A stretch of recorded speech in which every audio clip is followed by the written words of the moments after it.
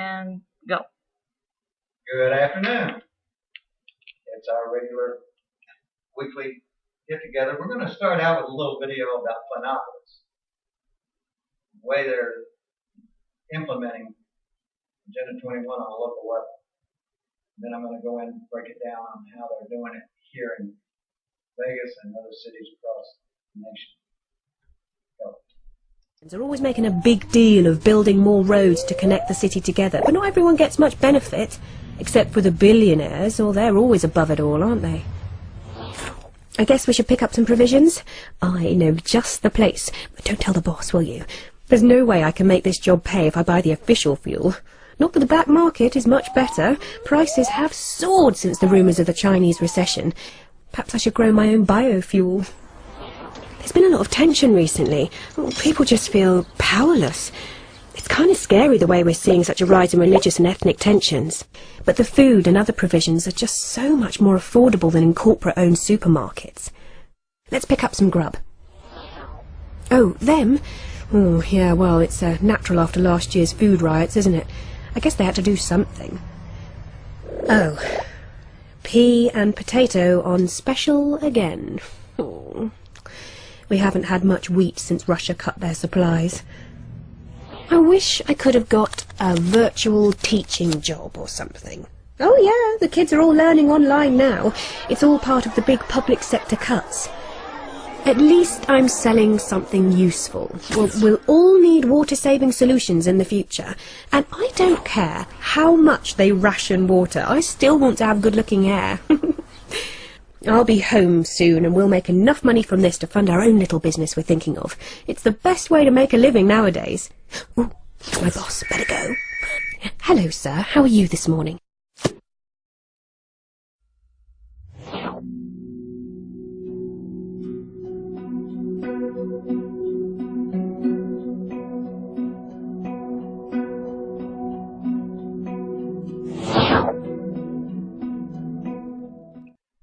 Okay, just off topic, just a second, because I think it's important that we know what this the Farmer Assurance Provision,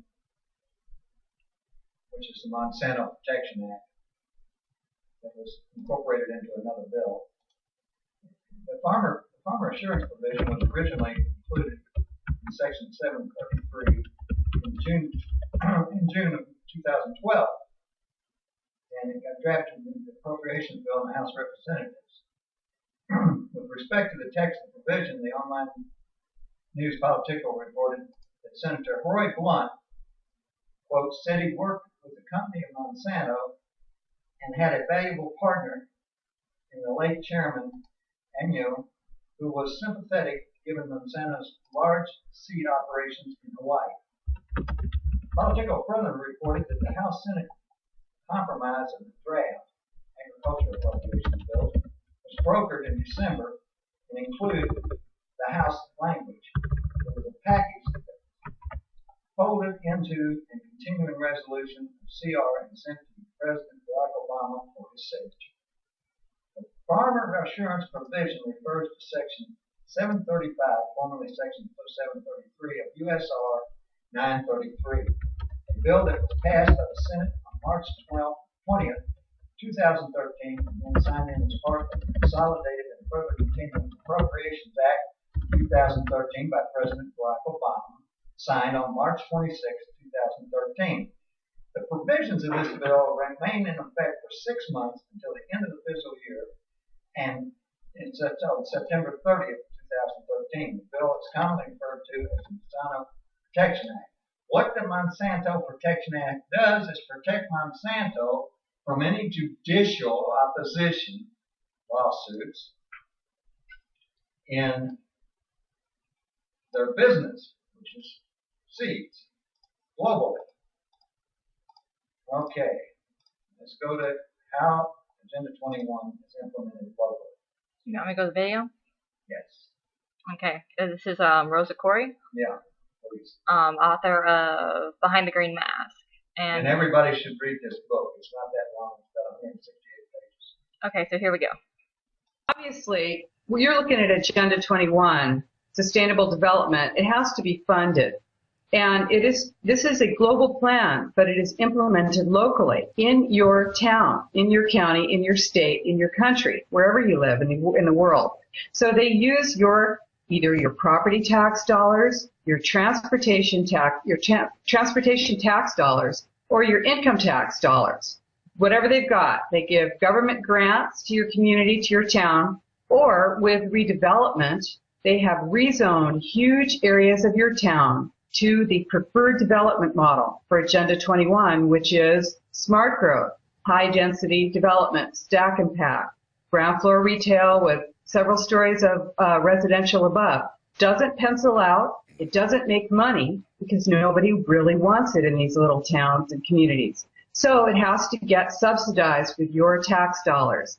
And your government uses redevelopment, which is a way to take your property tax dollars and instead of using them for what you think they should be used for, like your parks, your schools, your roads, your hospitals, your police and fire, that money goes to a redevelopment agency that gives it to private developers to develop. What? Obviously, well, you're looking at it. This is how Agenda 21 is implemented locally.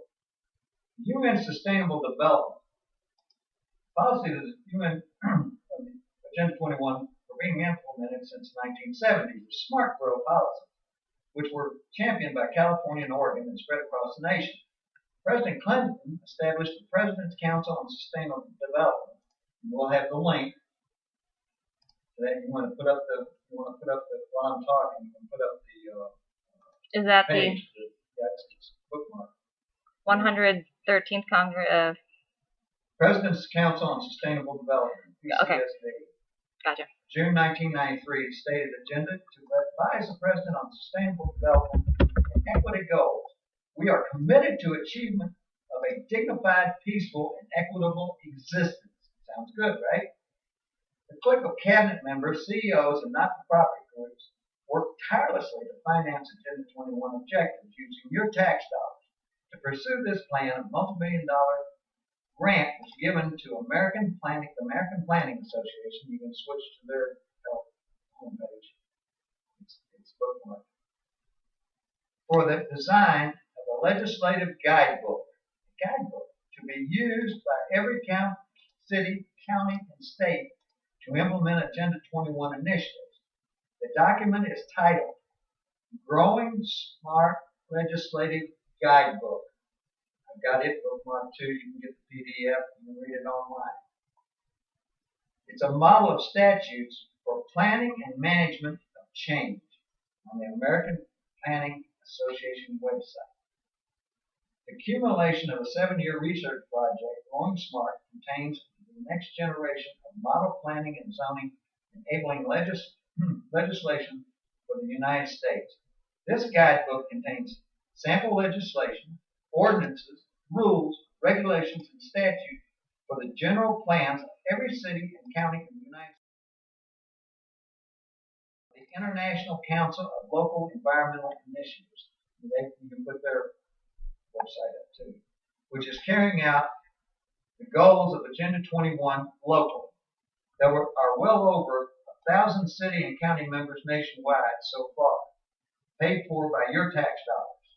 Every school and institution is using Growing Smart in their curriculum, which is a typical government indoctrination technique. The inner city planning and development here in Las Vegas and in cities across the nation are building commercial, industrial, multi-residential land rezoned for mixed use. Nearly all of this new development approval was for development designs with ground floor commercial or retail and a few stories of residential above the ground floor. It requires a density of population, and many of these projects went bankrupt because there was no one in the residential floors to support the commercial ground floor. Redevelopment funds were depleted, affecting the funding of other municipal and county services. So what to do? Well, one example here in the Valley is the Healthy Food Resolution. By disguising Growing Smart plan as a development of access to healthy food to combat obesity and unhealthy choices and encourage physical exercise through more liberal rezoning and regulatory measures, the stage is set for the Stackham Sustainable Development Objective that sets up modular sectors or wards if you prefer. Can you stop for just a second? We're having a technical problem. It's going to take about 10 seconds for me to, and I'm going to lose you for a second. So just hold on.